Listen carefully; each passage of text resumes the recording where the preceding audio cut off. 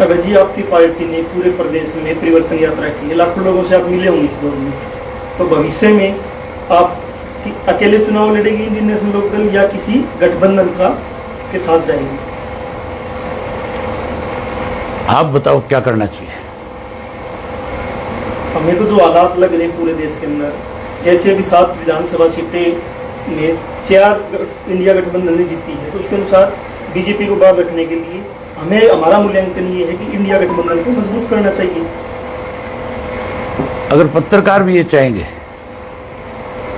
तो फिर मैं ये मानता हूं कि आप भी सरकार से दुखी हो, आप भी चाहते हो कि सरकार की रांद कटे। हम आपकी बात पे जरूर विचार करें। सर, आज से पहले इससे पहले एक प्रेस कॉन्फ्रेंस और की जिसमें आपको लेकर के ये कहा गया कि भाई दुष्यंत चौटाला की तरफ से बयान था कि भाई मैं पीड़ित हूं क्योंकि मेरे चाचा अभय सिंह चौटाला, एक सवाल के जवाब में उन्होंने कहा है। क्या सीरियस हूँ? मैं पीड़ित हूं क्योंकि मेरे चाचा अभय सिंह चौटाला हैं। किस बात से पीड़ित है?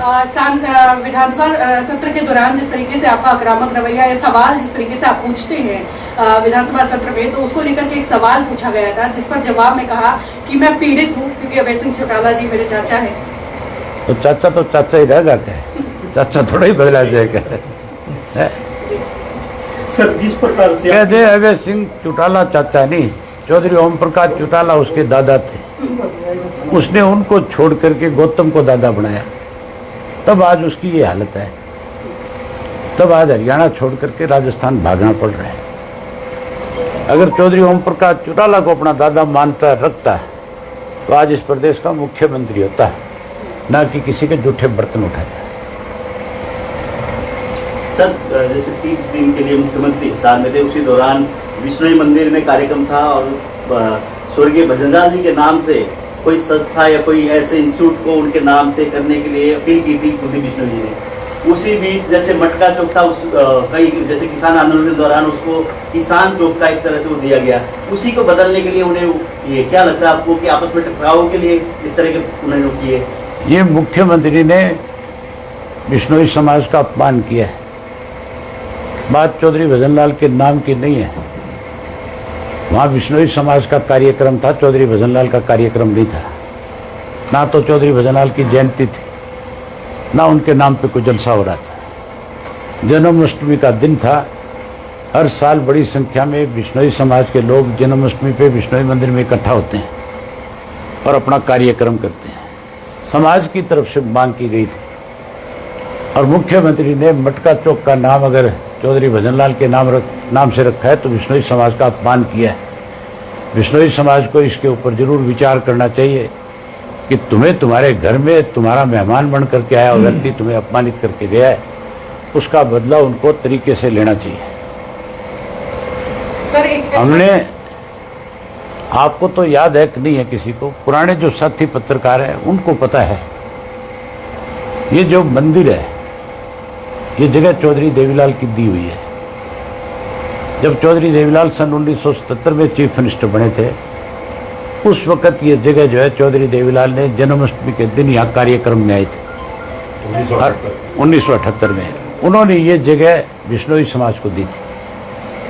हमने तो बिश्नोई समाज को हमेशा सम्मान दिया है, क्योंकि बिश्नोई समाज जो है वो लोगों के कल्याण के लिए अच्छे काम करता है।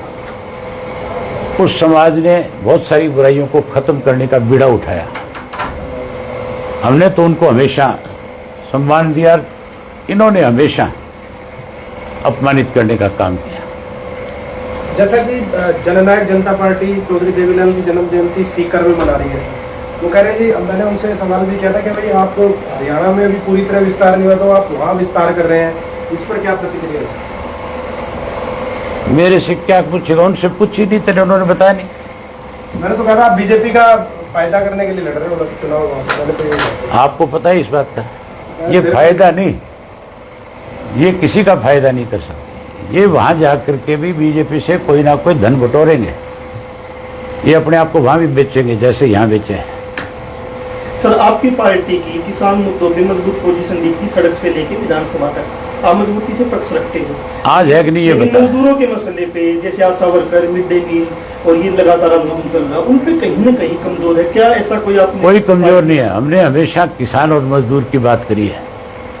जितना पक्ष मैंने मिड डे मील का, आशा वर्कर का, जितना ये आपकी जो आंगनवाड़ी वर्कर है, आप उनसे ये पूछो कि मैं जब अपोजिशन लीडर था, इनका पक्ष जितना मैं रखता था, जितने कहीं भी इनके आंदोलन चलते थे, इनके हर आंदोलन में जाता था। आज भी जहाँ कहीं इन्होंने आंदोलन किया, हमारी पार्टी की तरफ से किसी ना किसी की जिम्मेवारी रही और वो जाकर के इनका सहयोग करते रहे। मुझे भी जब कभी आकर के ये लोग मिले हैं, मैंने हमेशा इनके पक्ष की बात रखी। हमारी पार्टी को तो देखा ही ये कह के जाता है कि ये तो किसान और मजदूर की पार्टी है।